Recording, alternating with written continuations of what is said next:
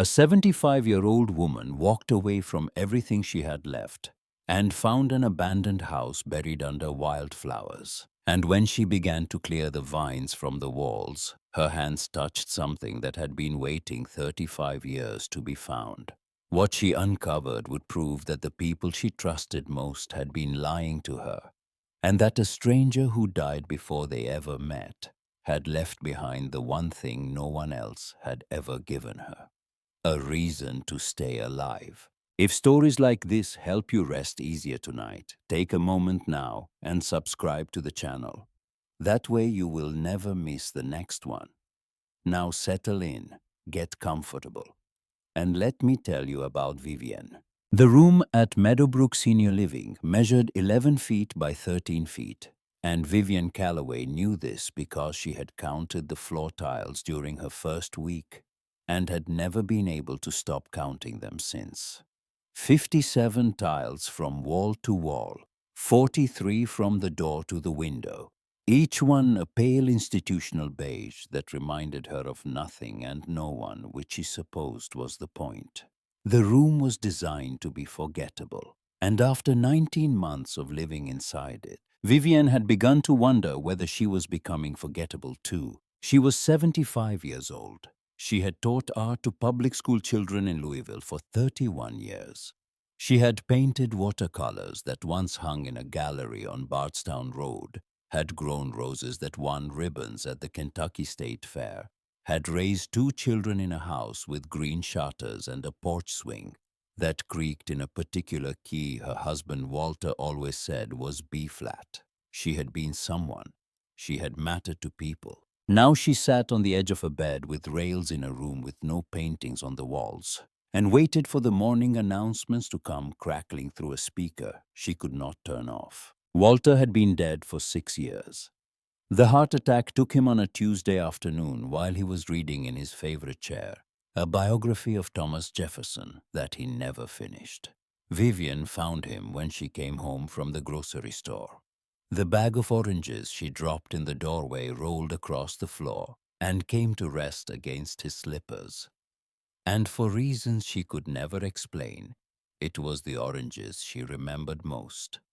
Not the paramedics, not the hospital.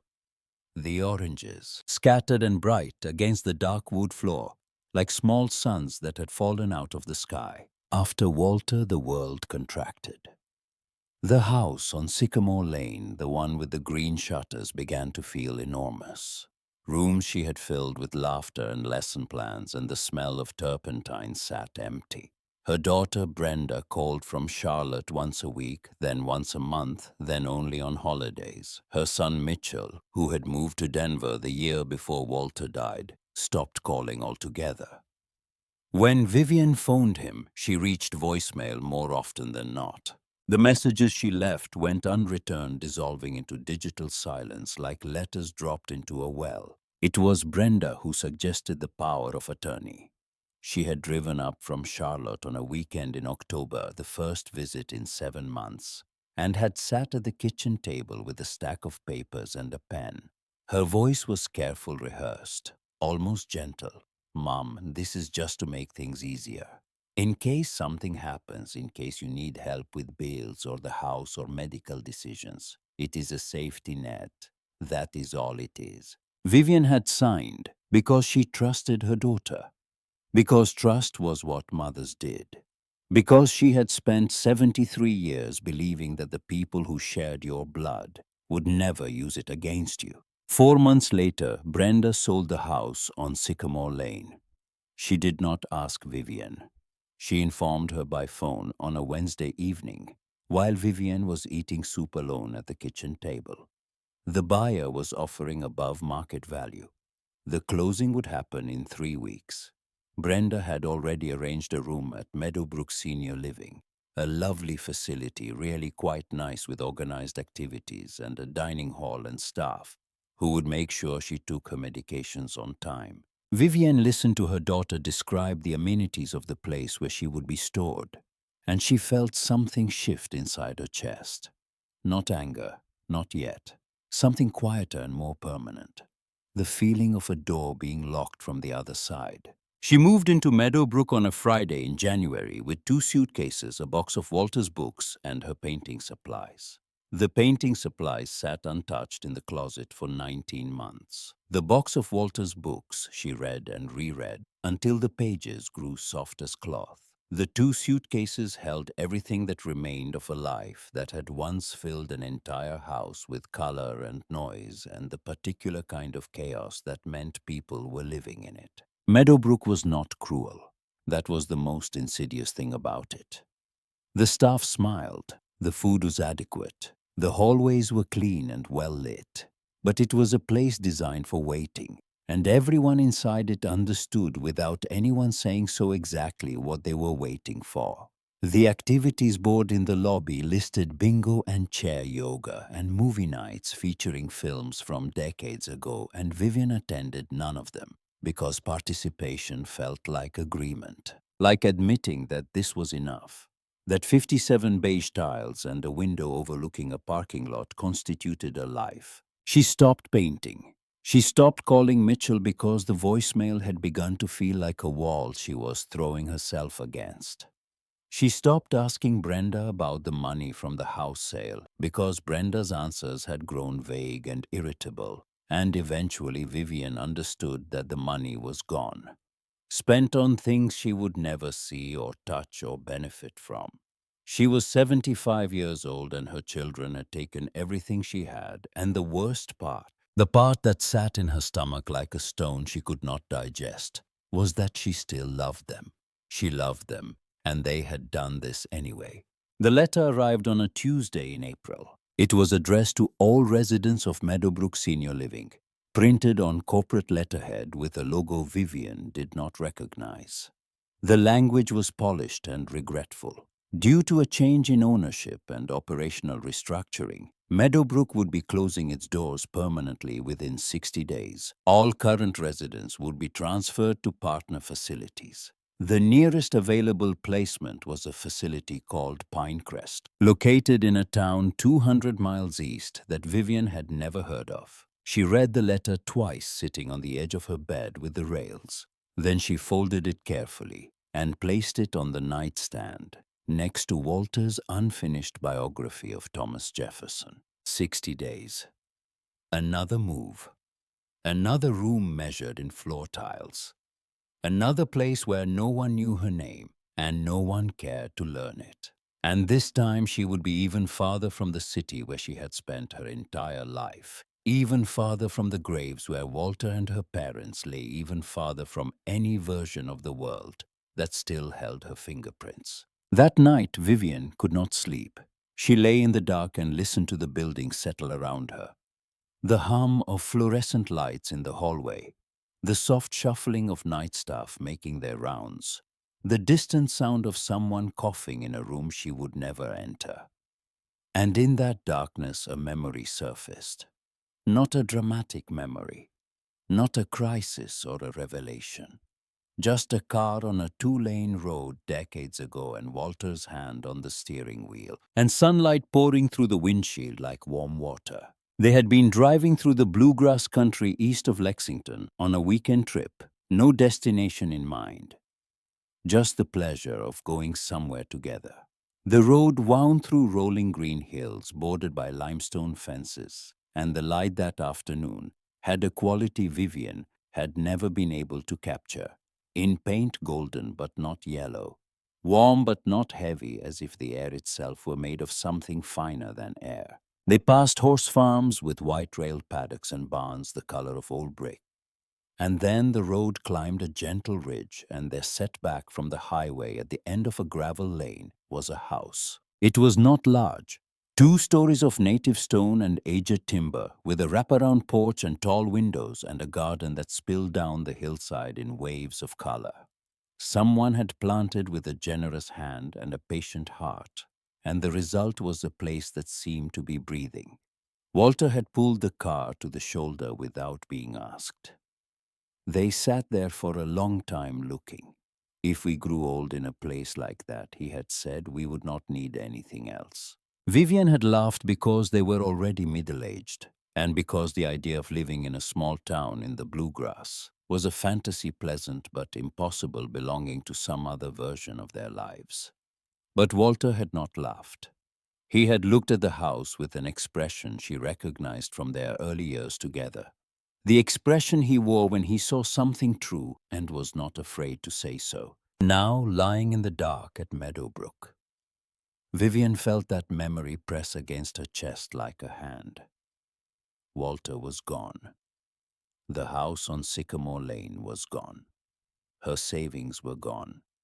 Her children had removed themselves from her life with surgical efficiency, keeping only the legal authority to make decisions she had not asked them to make.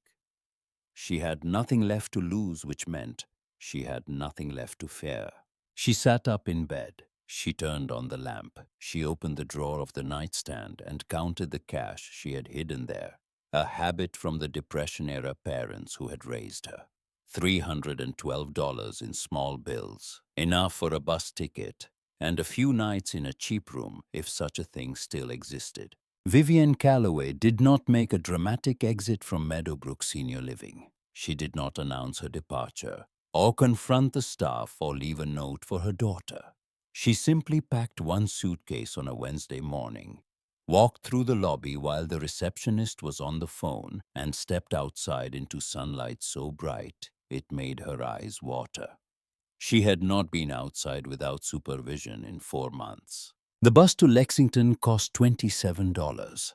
From Lexington, a smaller bus ran east through the bluegrass towns, and Vivienne rode it with her suitcase on the seat beside her, watching the landscape change from strip malls and subdivisions to the rolling green hills she remembered.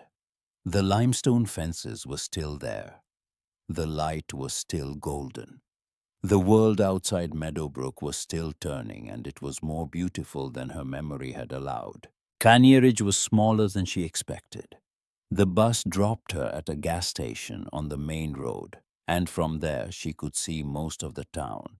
A single commercial street with half the storefronts empty, a stone church with a steeple that needed paint, a hardware store, a diner, a post office. The kind of place that had been something once and was slowly becoming something less. She found a room above the diner for $40 a night, paid by the week. The owner, a heavy woman with kind eyes, did not ask questions. Vivienne set her suitcase on the narrow bed and looked out the window at the main street below. And for the first time in 19 months, she felt the absence of walls. She did not find the house on the first day or the second. Caneridge was not large, but it had grown unfamiliar in the decades since she and Walter had passed through, and the memory of that afternoon was more feeling than geography. She walked the town streets in the mornings when the air was cool and the light was new, and she walked the roads outside town in the afternoons, following gravel lanes past farms and fields and abandoned properties that were not the ones she was looking for. On the third morning, she turned down a road she had not tried before, a narrow lane that climbed a ridge east of town. The limestone fences here were crumbling, and the fields beyond them had gone to seed, and the trees that lined the road grew thick enough to form a canopy that turned the sunlight green and watery. At the end of the lane where the gravel gave way to packed earth, Vivienne stopped walking. She stopped breathing. The house was there. She was certain of it, but she could not see it. What she saw instead was a wall of wildflowers, black-eyed Susans and purple coneflowers and wild roses tangled together in a mass so dense it looked intentional, as if someone had planted a barricade. Morning glory vines had climbed the structure beneath and woven themselves into a living curtain that covered whatever lay behind them. The wildflowers rose 8 feet high in places, swaying gently in the morning breeze, and through the gaps, Vivienne could just make out the angle of a roofline, the corner of a stone chimney, the dark rectangle of a window frame. The earth had been trying to swallow this house for decades, and it had almost succeeded. Vivienne stood at the edge of the wildflower wall for a long time, her hands trembling in a way that had nothing to do with age. She could hear bees working the coneflowers. She could smell the roses, a sweetness so heavy it was almost visible. Somewhere behind all of that beauty and neglect, a house was waiting. The same house Walter had seen, the same house he had spoken about with that expression of unguarded truth. She set her purse on the ground. She rolled up her sleeves.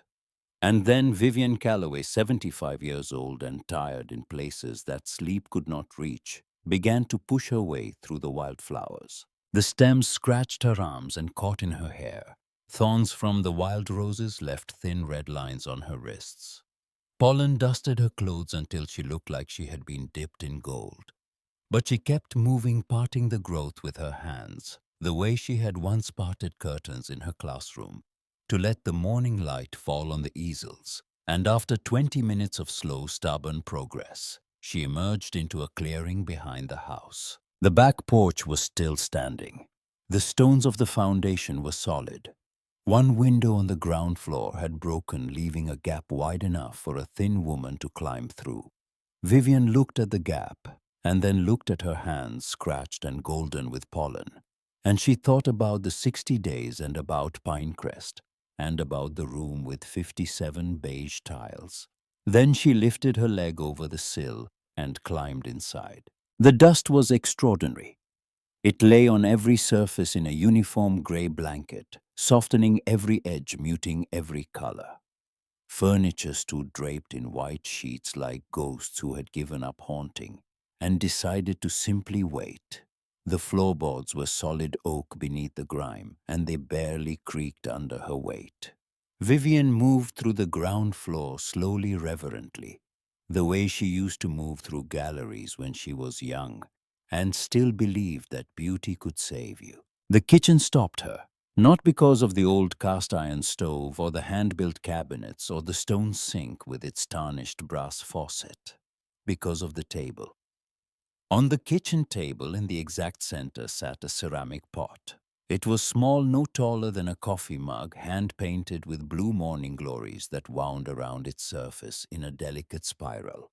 The paint had faded, but the brushwork was confident, clearly done by someone who understood color and cared about precision. Inside the pot, resting in a nest of dried soil, were seeds, dozens of them, small and dark and impossibly preserved, like promises someone had made and then been unable to keep. Vivienne picked up the pot and held it in both hands. The ceramic was cool against her palms.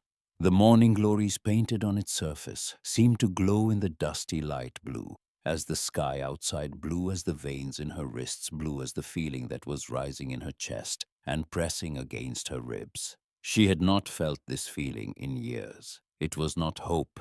It was not happiness. It was curiosity, the desire to know, to understand whose hands had painted these flowers, whose fingers had placed these seeds, whose life had filled these rooms before the wildflowers came and covered everything. She set the pot back on the table gently, the way you set down something that might break or might be sacred. Then she opened the kitchen cabinets and began to look. The house had belonged to a woman named Cecilia Pardoe. Vivienne pieced this together over the following days from the evidence the house itself provided. Framed photographs on the mantelpiece showed a tall woman with silver hair and strong hands standing in a garden that blazed with color. Letters addressed to Mrs. Cecilia Pardoe sat in a basket by the front door, their envelopes yellowed but unopened, as if she had stopped collecting her mail one day and never started again. And in the upstairs study, on a shelf beside a roll-top desk, Vivienne found the garden journal. It was a hardbound notebook, its cover stained with soil and water, its pages filled with handwriting so beautiful it looked like calligraphy. Cecilia had recorded everything: the planting dates and germination times, the soil amendments and rainfall measurements, the names she gave to individual plants, names like Old Faithful and Morning Star, and the stubborn one, as if they were friends rather than organisms. Pressed between the pages were flowers flattened and faded, but still recognizable. Coneflowers and black-eyed Susans and morning glories, their petals translucent as stained glass. Vivienne read the journal at night by the light of candles she found in a kitchen drawer. and each entry drew her deeper into the life of a woman she had never met. Cecilia wrote the way she planted with precision and warmth, and an undercurrent of sadness that surfaced only in certain passages. A brief mention of a son who lived in California and did not write. A line about the silence of the house in winter, and then always a return to the garden, to the work, to the seeds and the soil and the stubborn daily act of making things grow. Vivienne began to clean the house. Not because she had decided to stay, not because she had any right to be there, but because the dust felt like disrespect, and she could not sit in these rooms reading this woman's words while her house suffocated under 35 years of neglect. She found cleaning supplies in a utility closet, ancient but functional.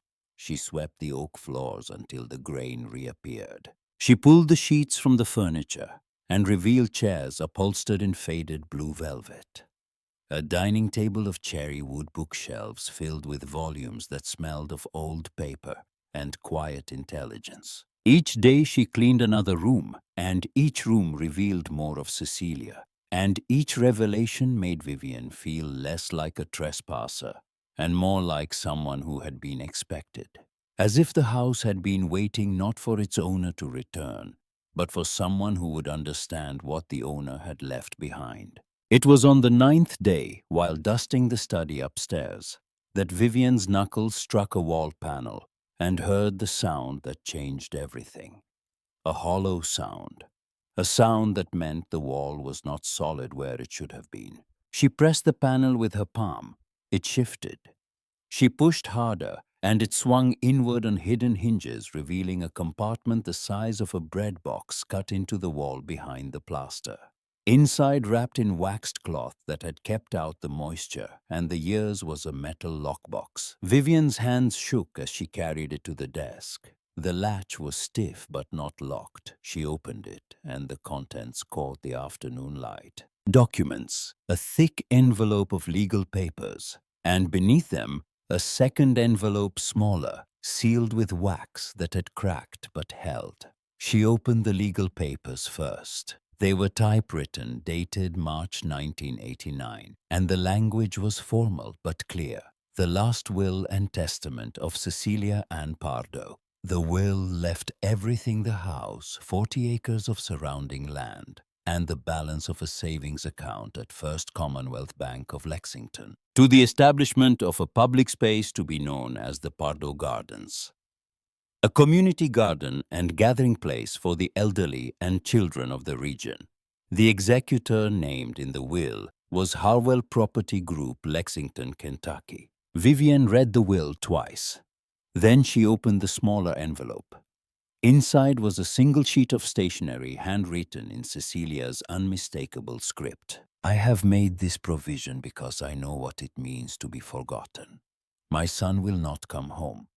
I have accepted this, but I will not accept that everything I have built and loved and tended should disappear simply because there is no one left to tend it. Let the garden be my legacy. Let it be the proof that something planted in love does not stop growing simply because the gardener is gone. A garden remembers even when the people forget. Vivienne sat at Cecilia's desk with the letter in her hands, and the ceramic pot of morning glory seeds visible through the study door sitting on the kitchen table below, where it had waited for 35 years. She read the last line again. A garden remembers. She thought about Brenda and the power of attorney. She thought about the house on Sycamore Lane sold without her consent. She thought about Mitchell's voicemail, that wall of digital silence. She thought about a woman named Cecilia, who had been abandoned by her own son and had chosen in the face of that abandonment not bitterness but generosity, not retreat but expansion. She had poured her love into the ground itself, into something that would outlast the people who had failed her. And someone had stolen it. Someone had taken the will and the money and the 40 acres and the dream of a garden, and they had let the wildflowers bury it all. For 35 years, Cecilia's final wish had been rotting in a hidden compartment while her house disappeared under morning glories and the world moved on as if she had never existed. Vivienne placed the letter back in the lockbox. She closed the lid. She sat in the gathering dark of the study while the candle flame trembled in a draught she could not feel, and she understood with a clarity that felt like the first clean breath after years of shallow breathing that she had not come to Caneridge to find a house. She had come to find this, a purpose, a wrong that needed righting, a woman's voice calling out across 3 decades of silence, asking someone, anyone, to listen. A garden remembers. Vivienne whispered the words into the empty room, and they sounded like a promise, even when everyone else forgets. She did not sleep that night. She sat at Cecilia's desk with the lockbox open before her, reading the legal documents by candlelight, making notes in the margins of the garden journal with a pencil she found in the drawer. She did not know the law. She did not know who was responsible or what could be done, or whether a 75-year-old woman with $300 and no legal standing could challenge whatever machinery had buried Cecilia Pardoe's last wish. But she knew something else. She knew she was not going to Pinecrest. She was not going to count floor tiles in another room designed for forgetting. She was going to find out what had happened to the Pardoe Gardens, and she was going to make it right. And if the world tried to stop her, the world would learn what Cecilia had always known, that roots hold, even when everything above ground has fallen. The county clerk's office in Caneridge occupied a single room on the second floor of a building that also housed a barber shop and a chiropractor who kept irregular hours. Vivienne climbed the stairs on a Thursday morning with the lockbox under her arm and a rehearsed speech dissolving in her mouth. She had spent 2 days preparing what to say, how to explain, how to present the will and the documents and the 35 years of silence in a way that would make someone care. But when she reached the counter and a young man with a patchy beard looked up from his computer, the speech abandoned her entirely. "I need to find out what happened to a will," she said. The clerk blinked. He asked whose will. He asked when it was filed. He asked for a case number, a probate record, a docket reference. Vivienne had none of these things. She had a metal lockbox and a dead woman's handwriting, and the certainty that something wrong had been done, and none of it translated into the language the clerk needed to hear. He was not unkind. He typed Cecilia Pardoe's name into a database and frowned at the screen and typed again. After several minutes, he told Vivienne that he could find no probate record for a Cecilia Pardoe in the county system. No will had been filed. No estate had been opened. As far as the county was concerned, Cecilia Pardoe's death had generated no legal proceedings of any kind. Vivienne stood at this counter holding the lockbox and felt the floor tilt beneath her. No record, 35 years and no record.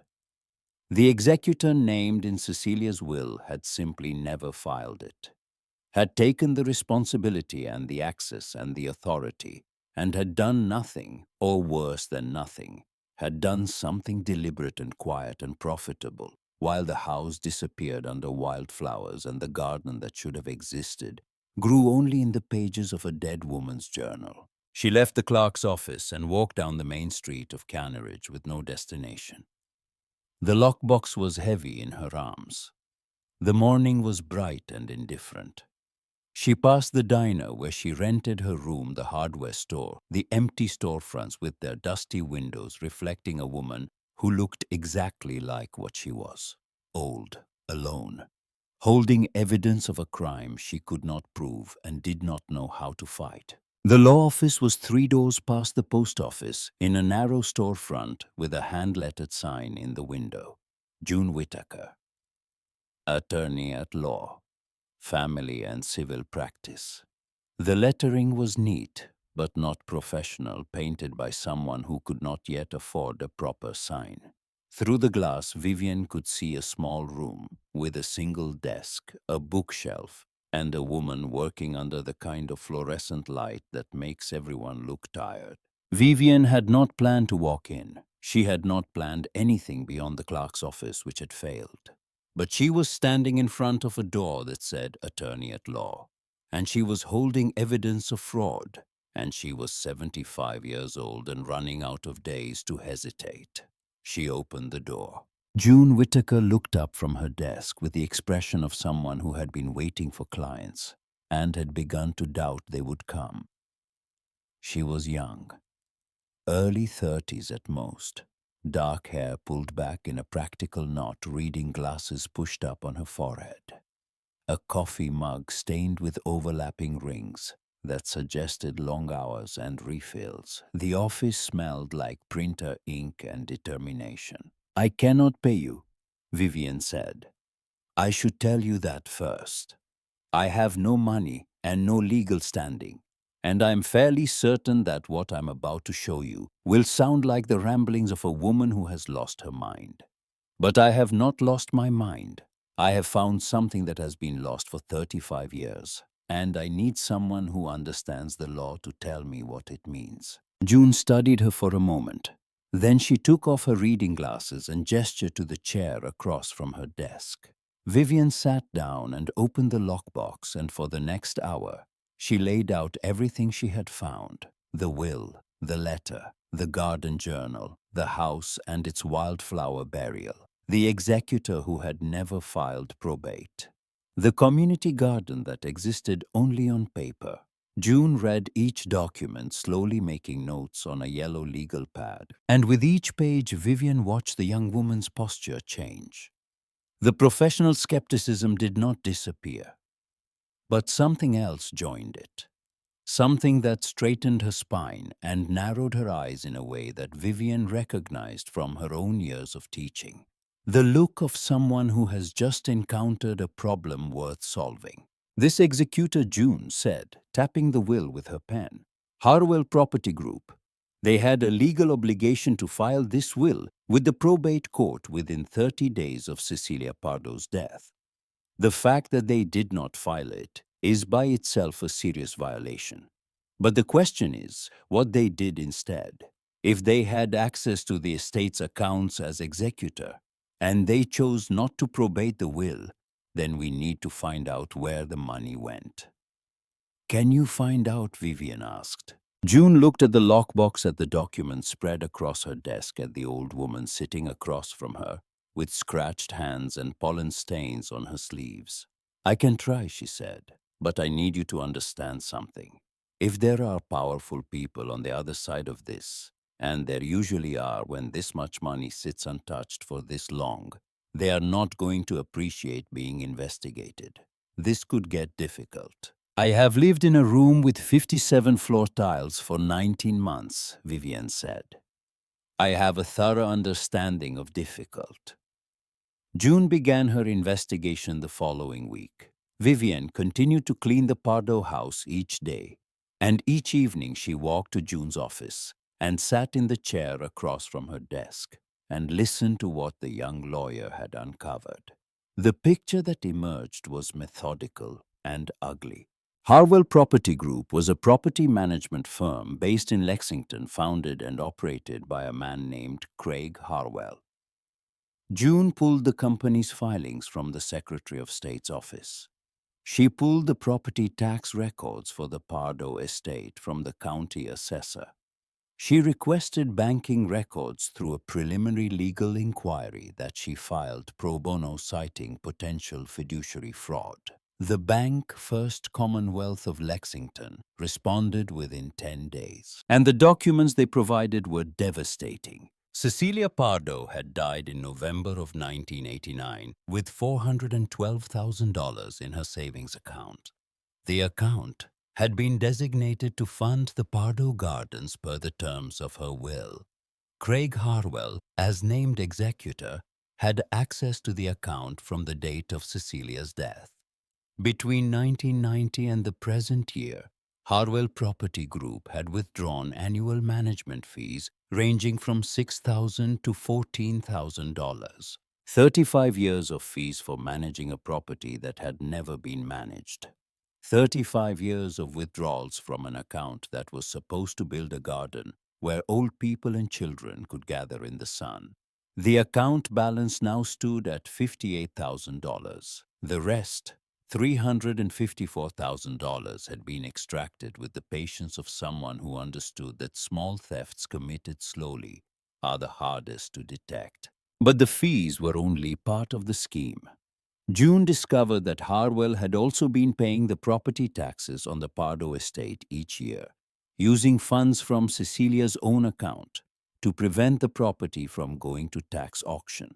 This kept the land in legal limbo, technically still part of an unopened estate, while Harwell waited for the optimal moment to acquire it. County planning records showed that a development group had recently submitted preliminary proposals for the ridge east of Caneridge, the same ridge where the Pardoe house stood. The proposals described luxury homes on 5-acre lots. The estimated land value for the Pardoe 40 acres, once cleared and subdivided, was $2.3 million. June laid the bank statements on her desk in a row, 35 years of theft arranged in chronological order. Vivienne looked at them and felt something she had not expected. Not rage, grief. Grief for Cecilia, whose final act of generosity had been converted into a line item on someone's balance sheet. Grief for the garden that should have existed for 3 decades, where children might have learned to plant seeds and old people might have sat in the shade and felt useful. Grief for all the years those wildflowers had grown over the house, like a living gravestone, marking a place where something beautiful had been murdered quietly in its sleep. That night, Vivienne sat in the Pardoe kitchen with the ceramic pot of morning glory seeds in front of her, and the garden journal open to its last entry. The entry was dated October 1989, 1 month before Cecilia died. The handwriting was shakier than the earlier pages, the letters larger, as if Cecilia's hands had begun to betray her. Planted the last of the morning glory seeds along the east fence today. They will not bloom until spring, and I do not know if I will see them. But that is the point, is it not? You plant for the person who comes after. You plant because planting is an act of faith in the future, even when you have no evidence that the future deserves it. A garden remembers the hands that tended it long after those hands are still. Vivienne closed the journal. She placed her own hand on the table next to the ceramic pot, her fingers almost touching its painted surface. 2 women separated by 35 years and connected by the same wound. A son who would not come home. A daughter who had sold her mother's life for the price of convenience. The same abandonment wearing different faces in different decades. But Cecilia had not surrendered to it. She had turned her grief into soil and planted something that was supposed to outlast the pain. The community of Caneridge began to notice the old woman on the ridge.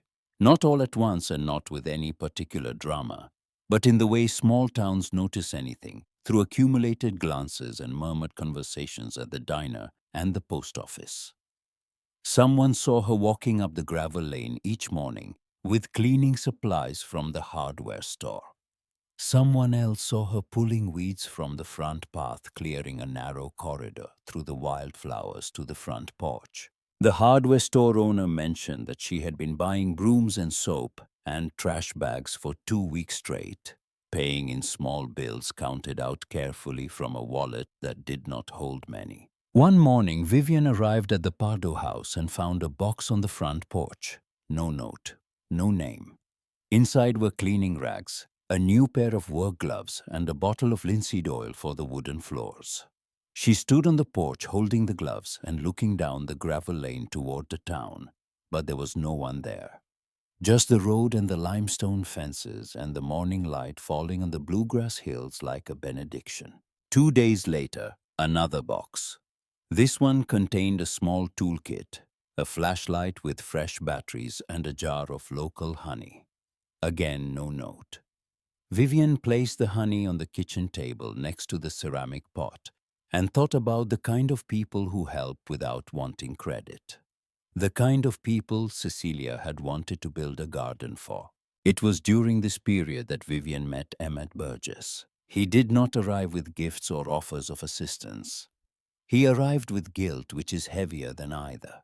He appeared at the front porch on a Saturday afternoon, an old man leaning on a cane, his face weathered into the deep creases that decades of Kentucky sun carve into fair skin. He stood at the edge of the wildflower clearing that Vivienne had cut, and he looked at the house with an expression she understood immediately. He was looking at something he had been avoiding for a very long time. "I knew Cecilia," he said. His voice was rough and quiet, the voice of a man who had carried something for years and was finally setting it down. "I lived a half-mile down the ridge. We were neighbors for 20 years. She told me about the garden she wanted to build. She asked me to help make sure it happened after she was gone, and I said I would. And then she died, and the lawyer from Lexington said he would handle everything, and I let him. I let him because it was easier than fighting, and because I was busy with my own life, and because I told myself that someone official was taking care of it. 35 years. I have driven past this house every week for 35 years and watched the flowers swallow it, and I never stopped the car, not once, until I heard that someone else had." Vivienne looked at this man who had failed a dead woman's trust, and she did not judge him because she understood the particular gravity of guilt that accumulates slowly, one avoided glance at a time, until it becomes a weight you believe you deserve to carry forever. She understood it because she had her own version. The years she had accepted Brenda's excuses, the calls to Mitchell she had stopped making, the slow, quiet agreement to be diminished. "She's still here," Vivienne said, "in the house, in the journal, in the seeds, and so are we. And it is not too late." Emmett Burgess became the third member of a coalition that had no name and no bylaws and no resources beyond a lockbox of documents. A young lawyer's determination and the combined stubbornness of two old people who had run out of patience with regret. He provided what Vivienne and June could not: memory, context, the names of people in Caneridge who had known Cecilia, the timeline of events after her death, the reputation of Craig Harwell, who was known in Lexington business circles as a man who specialized in acquiring distressed properties through methods that were technically legal and fundamentally predatory. June filed a formal complaint with the Kentucky Bar Association regarding Harwell's failure to probate the will. She filed a petition with the probate court to open Cecilia Pardoe's estate 35 years after her death. She submitted a request to the State Attorney General's office for an investigation into fiduciary fraud. Each filing was a stone dropped into water, and each created ripples that spread outward into places Vivienne could not see. The first ripple came back as a wave. On a Tuesday evening, 3 weeks after June had filed her initial complaints, Vivienne returned to her room above the diner and found her phone ringing. It was not a number she recognized. She answered, and the voice on the other end was her daughter's, and the voice was not calling with love. "Mother, what are you doing?" Brenda's tone was the one she used when Vivienne had done something inconvenient. The same tone she had used when explaining the power of attorney. The same tone she had used when announcing the sale of the house on Sycamore Lane. A tone that contained no question, only accusation shaped like a question. "I received a call today from an attorney in Lexington. He represents a property management company. He says you have been trespassing on private property and filing fraudulent legal claims, and that you left Meadowbrook without authorization. He says you may be experiencing cognitive decline and that your behavior is putting you at legal risk.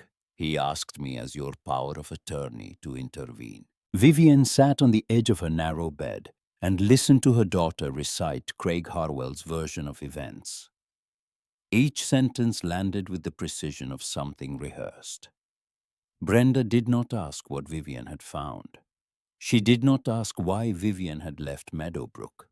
She did not ask if her mother was safe or fed or frightened. She asked what Vivienne was doing, and the question meant, stop. I am doing what should have been done 35 years ago, Vivienne said. I found a dead woman's will that was never filed. Her money was stolen. Her land is about to be taken. And the man who called you is the one who did it. There was a pause. Then Brenda spoke again, and her voice had shifted from accusation to the particular softness that is worse than accusation because it pretends to be concern. Mom, listen to yourself. You are living in an abandoned house. You are filing lawsuits. You left your facility without telling anyone. This is not rational behavior. I am going to contact a doctor and we are going to get you evaluated. And then we are going to find you a proper placement where you will be safe. The line went dead. Vivienne sat holding the phone in a room that was suddenly very quiet. She understood what was about to happen with the clarity of someone who has watched the machinery of her own erasure assemble itself before. Brenda would file a petition. A judge would review it. A doctor who had never met Vivienne would examine her and check boxes on a form, and the boxes would add up to a conclusion that had been written before the examination began. Elderly woman living alone. No stable housing, engaged in erratic legal activity. The conclusion would be a guardianship order. The consequence would be a locked facility where the floor tiles would be a different color, but the walls would be the same. Craig Harwell did not need to threaten Vivienne directly. He did not need to send men to the house or destroy documents or make his own hands dirty. He had found something more efficient. He had found her daughter. And Brenda, who had already demonstrated her willingness to dismantle her mother's life for the sake of convenience, would do his work for him without even understanding that she was being used. Vivienne placed the phone on the nightstand. She walked to the window and looked out at the main street of Caneridge, empty in the evening light. She thought about Cecilia's son in California who never came home. She thought about her own son in Denver who never returned her calls. She thought about daughters and sons who turn their parents into problems to be managed. And she thought about the particular cruelty of a world that gives the people who abandon you the legal power to decide where you live and how you die. She did not cry. She had cried once at the beginning when she first understood what Brenda had done with the house. She would not cry again for the same wound. Instead, she put on her shoes and walked through the darkening streets to the Pardoe house, where the wildflowers were silver in the last light, and the morning glories had closed their blue faces for the night. She sat at the kitchen table with the ceramic pot between her hands. The seeds inside it rattled softly when she turned it. A dry whisper like a voice trying to speak through decades of silence. She thought about Cecilia writing her will in this same room at this same table, knowing that her son would not come home, choosing to leave her love to strangers because the people who should have received it had refused it. She thought about the garden journal and its last entry. You plant for the person who comes after. And she understood, sitting there in the dark with the painted morning glories cool against her palms, that she was the person who came after. Not by accident and not by coincidence, but by the specific gravity of two lives that had followed the same trajectory of love and abandonment and stubborn refusal to disappear. Cecilia had planted seeds she would never see bloom. Vivienne would make them bloom, and no one, not Craig Harwell, and not Brenda, and not the legal machinery of a system designed to make old women invisible, would stop her. She picked up the phone June had given her and dialed. June. Vivienne's voice was steady. They are going to try to have me declared incompetent. My daughter is filing a petition. We do not have much time. There was a brief silence. Then June's voice came back, and it carried the tone of someone who has been waiting for the fight to arrive and is relieved that it finally has. Then we move faster. I have the bank records, the tax documents, and Emmett's sworn statement. I'm calling the Attorney General's office first thing tomorrow. And Vivienne, you need to know something. I pulled Craig Harwell's filing history today. The Pardoe estate is not the only one. I found 6 other properties in 3 counties where he served as executor, and the wills were never probated.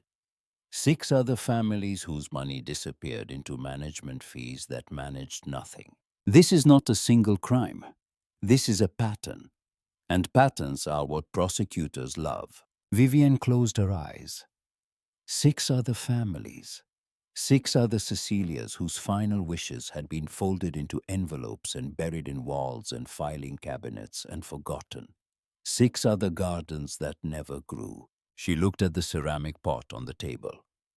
The morning glories painted on its surface were invisible in the darkness, but she could feel them under her fingers, the slight ridges where the brushstrokes had dried decades ago.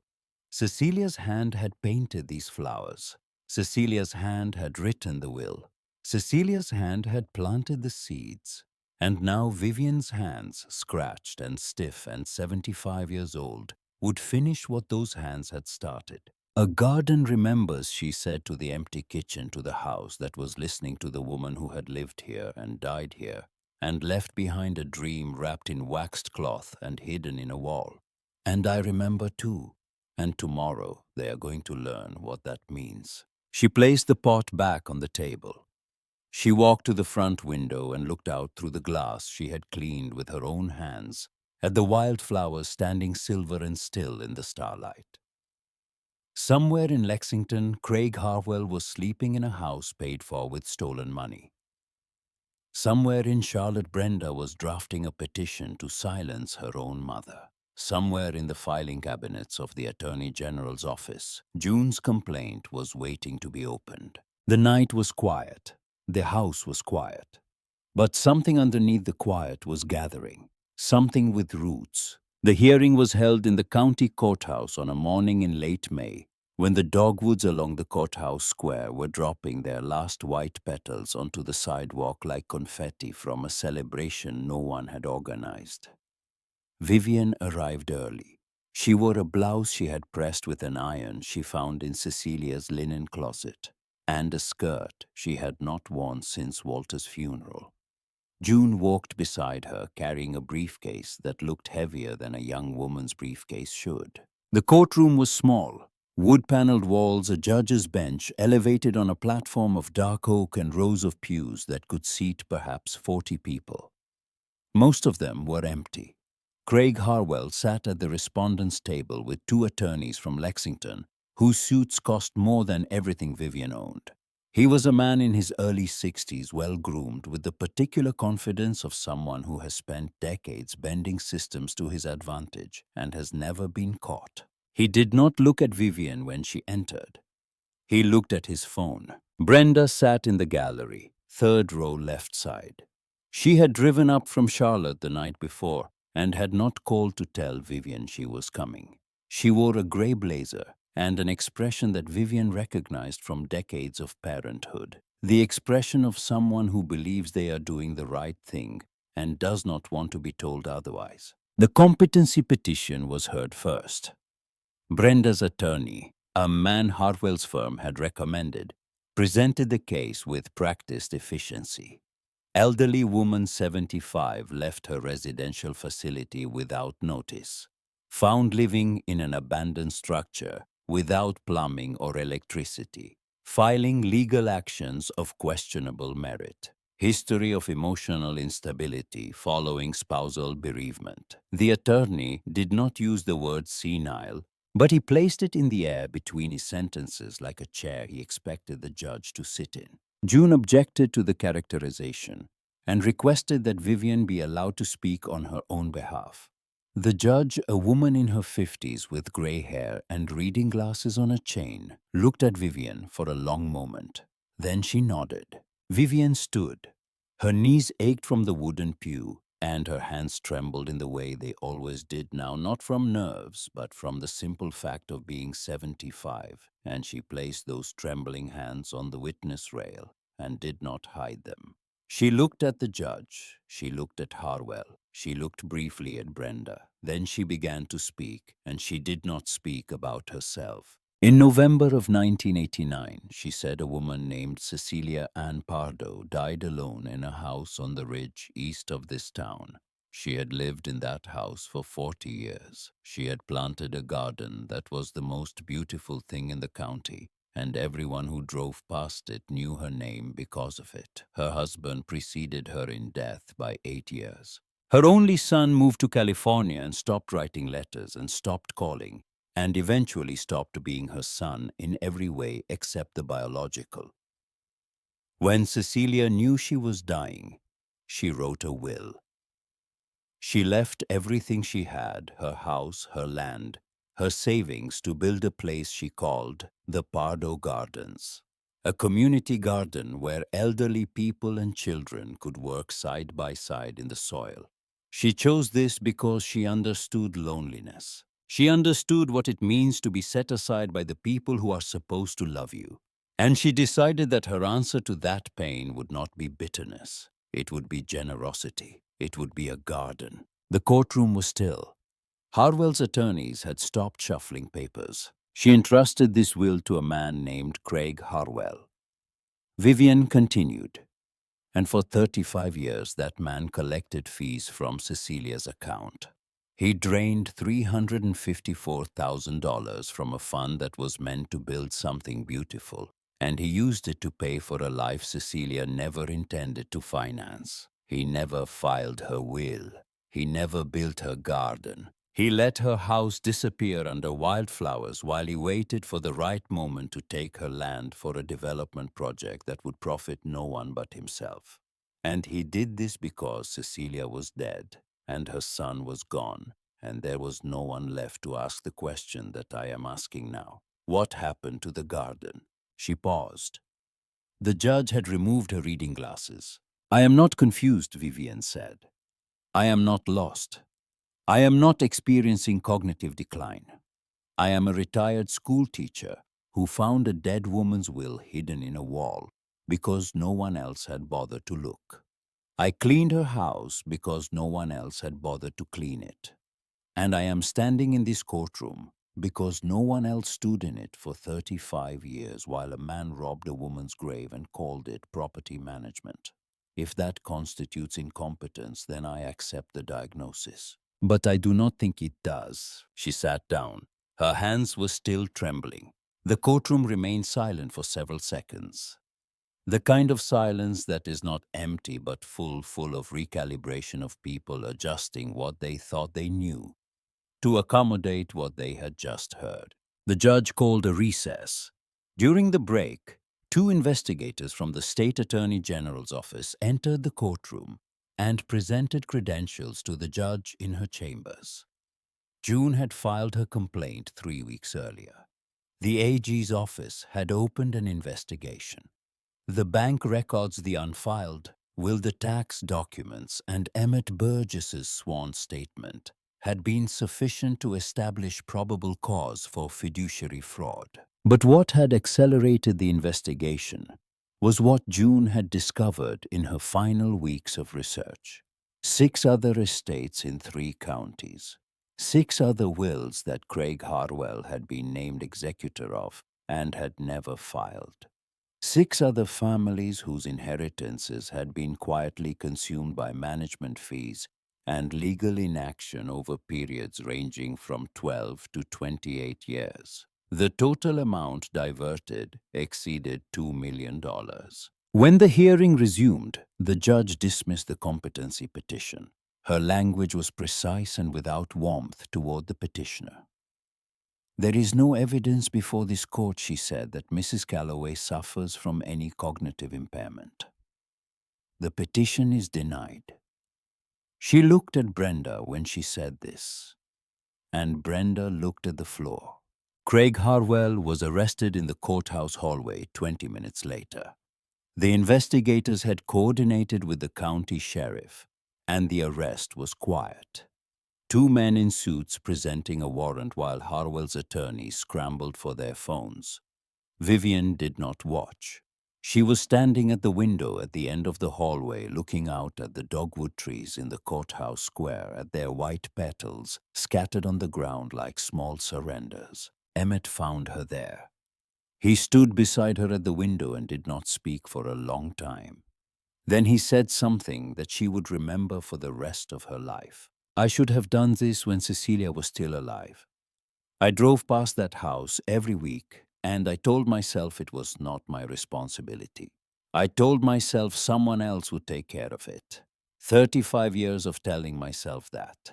But you walked into that house after 3 days in this town, and you did what I could not do in 3 decades. And I need you to know that I'm grateful and I am ashamed. And those two things are going to live side by side in me for whatever time I have left, and I accept that. Vivienne placed her hand on the old man's arm. Neither of them spoke again. They stood at the window and watched the petals fall, and that was enough. The courtroom emptied slowly. June gathered her files and spoke with the investigators. The judge returned to her chambers. The pews cleared one by one until only 2 people remained in the gallery. Vivienne, who had turned from the window and walked back into the room without knowing exactly why, and Brenda, who had not moved from the 3rd row. They looked at each other across the distance of the empty courtroom. 12 feet of polished floor between them, 47 years of motherhood and daughterhood, and the complicated architecture of love that does not know how to survive when one person stops maintaining it. Brenda did not apologize. She opened her mouth and closed it and opened it again. And what came out was not an apology, but something smaller and more honest. I did not know. About the will. About the money. I did not know what he was doing. Vivienne studied her daughter's face. She saw the fear there and the shame, and beneath both of them, something that might have been the beginning of understanding. She did not say, I forgive you, because forgiveness is not a sentence. It is a season. It takes as long as it takes, and it cannot be rushed by the person who needs it. What she said instead was something she had been carrying since the night she first read Cecilia's will in a dark house on a ridge, surrounded by wildflowers that had been growing for 35 years without anyone to tend them. I'm going to plant Cecilia's garden. You can help if you want. She did not wait for an answer. She picked up her purse and walked out of the courtroom and down the steps of the courthouse into the May afternoon, where the air smelled of cut grass and warm stone, and the dogwood petals were still falling. Behind her, she heard no footsteps. Brenda did not follow, but Vivienne had not closed the door, and she had not locked it. And in a family that had spent years closing and locking doors, the act of leaving one open was the most she could offer, and perhaps the most that should be asked. The months that followed moved at the pace of growing things, which is to say slowly, and with a patience that only people who have worked with soil understand. The Attorney General's office prosecuted Craig Harwell on 14 counts of fiduciary fraud, estate theft, and forgery. The trial took place in Lexington, and Vivienne did not attend. She had said what she needed to say in the Caneridge courtroom, and she did not need to say it again.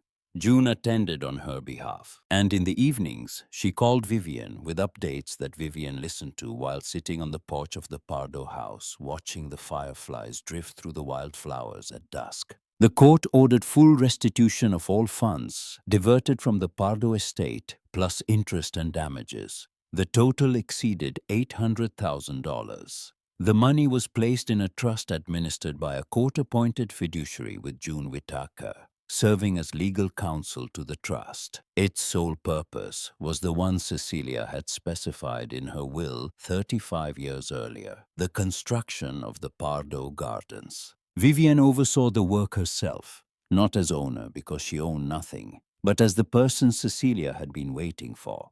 The house was repaired by local contractors who charged labor at cost because they had heard the story, and because in a town like Caneridge, a story like that becomes a debt the community pays by choice. The wildflowers along the front of the property were cleared to make room for paths and raised garden beds. But Vivienne insisted that the wildflowers along the back fence remain untouched. They were not weeds, they were evidence. evidence that beautiful things continue to grow even when no one is watching, even when everyone has given up. Emmett donated lumber from his property for the garden benches. The hardware store owner provided tools at wholesale. The County Agricultural Extension Office sent volunteers to help design the planting beds. June drafted the charter for the Pardoe Gardens Trust and filed it with the state, and when the paperwork was complete, the garden that existed only in a dead woman's journal for 35 years became a legal entity with a mission and a budget and a piece of land that no one could take away again. The opening was held on a Saturday in October, 1 year after Vivienne had climbed through a broken window into a house she had no right to enter. There was no ceremony, no speeches, no ribbon cutting. Just a gate, wooden and hand-built by Emmett, standing open at the entrance to a garden that stretched across the hillside in rows of turned earth and young plants and possibility. Vivienne stood at the gate in the early morning before anyone else arrived. The sun was just clearing the ridge to the east, and the light it cast was the same light she remembered from 40 years ago when she and Walter had stopped the car on this road and looked at this house and imagined a life they never lived. Golden but not yellow, warm but not heavy. The kind of light that makes everything it touches look like it was always meant to be exactly where it is. She held the ceramic pot in both hands. The morning glories painted on its surface caught the new light and turned the blue so vivid it seemed to pulse, as if the flowers were remembering what it felt like to be alive. Inside the pot were seeds, not the old seeds, the ones that had waited 35 years in dried soil. Those she had planted along the east fence 3 months ago in the exact spot where Cecilia's journal said she had planted her last morning glories. They had sprouted in June and climbed the fence through July, and by August they were blooming blue faces opening each morning to the sun like small daily acts of faith. The seeds in the pot now were new ones, gifts, collected from the gardens of people in Caneridge who had heard the story and brought what they had. Tomato seeds from the woman who ran the diner, zinnia seeds from the postmaster, sunflower seeds from a child whose name Vivienne did not know, left in a paper bag on the porch with a note that said, "For the garden lady," in handwriting that slanted to the left. The morning filled slowly. Emmett arrived first, walking up the gravel lane with his cane, and he sat on one of the benches he had built and watched the light move across the garden with an expression that contained 35 years of wait finally being set down. June came next carrying coffee and the satisfied look of a woman who had found her purpose in the same place her client had found hers. Then the others, neighbors, townspeople, old men and women who moved slowly and touched the raised beds with careful hands, testing the soil the way you test a promise gently to see if it will hold. Children from the elementary school arrived in a yellow bus, and they scattered through the rows with the particular energy of young bodies in open space, and their voices rose into the morning air like something being released. Vivienne knelt at the nearest bed. The soil was dark and cool, and it smelled the way soil is supposed to smell, like patience, like potential, like the quiet insistence of the earth that things will grow if you give them a chance. She tipped the ceramic pot and let the seeds fall from her palm into the furrow she had made with her fingers. Tomato and zinnia and sunflower and morning glory mixed together the way Cecilia would have wanted. Not organized, not categorized, just planted. With faith and with love by hands that understood what it means to be forgotten and had chosen to remember instead. She pressed the soil over the seeds. She sat back on her heels. The sun was fully up now, and the garden was full of people, and the sound of people, voices and footsteps, and the particular music of tools meeting earth.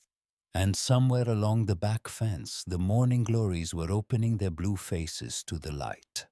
The descendants of seeds Cecilia had planted in October of 1989, 1 month before she died. In an act of faith so stubborn and so tender, that it had survived 35 years of neglect and silence and theft, and had outlasted every person who had ever tried to bury it. Vivienne placed the ceramic pot on the edge of the garden bed where it caught the morning sun.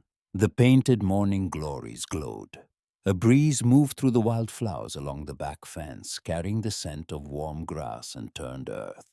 And something else, something that had no name, but that Vivienne recognized. The way you recognize a voice you have not heard in years. The feeling of being exactly where you are supposed to be, doing exactly what you were meant to do. Surrounded by people who showed up not because they had to, but because they chose to. She looked at the garden. She looked at the house on the hill behind it. Its windows clean, its porch swept, its stone walls solid in the October light. She looked at the wildflowers along the back fence, untouched, glorious, a living record of every year that the world had forgotten this place, and the earth had not. A garden remembers, she said softly to no one and to everyone, to Cecilia and to Walter, and to the morning glories climbing the fence, and to the seeds she had just pressed into the soil with her own steady hands. And so do I. From somewhere in the rows behind her, a child laughed. The sound carried across the hillside and out over the blue grass and up into the wide Kentucky sky, and Vivienne Calloway closed her eyes and tilted her face toward the sun and let the warmth settle into her skin like a promise that did not need to be spoken because it had already been kept. If this story reminded you of someone in your life who deserves to be remembered, share it with them tonight. And tell us in the comments, what is the one thing you have planted in a garden or in a life that you hope will outlast you. Subscribe so you will be here when the next story begins. Sleep well, you have earned it.